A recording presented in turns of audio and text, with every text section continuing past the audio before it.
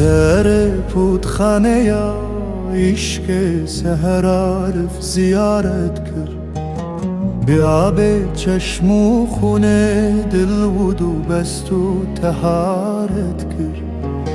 ورنجا هلالی دا جکس ماه نو بینی، کو خانه مهر و ترک چرخ خوان روز خارت کرد. بمیزان کوس ماه نو بوش دل بره مندی، جی چشم گوشه ابرو بدوری جام شارت کرد. به ابصاران نظر من چوش چرخ کوس ابرویم، شکر خوازن کوچه وانکاری برین بسارت کرد.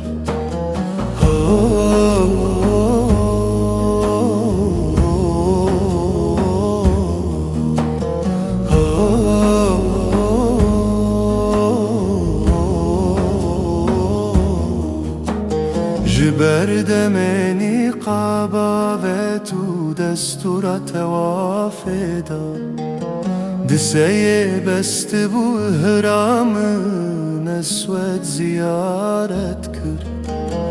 لدیدار هزاران جانی سارا مقدم یارم، کسی جانان به جان بکریدش که وی تجارت کرد.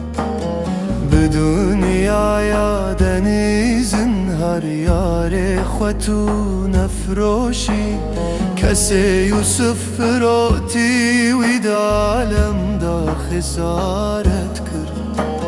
تنه او سجدی شکر دبت محراب قوسینان، کدل کو شملو سجاد بوی آوی قصارت کرد.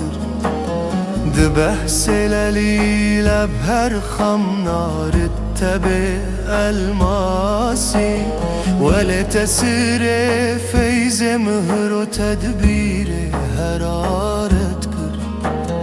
ده اجازه بیان دا سخنگر بیت انصافه، ده زنت مختصر هرکز مله سحر و عبارت.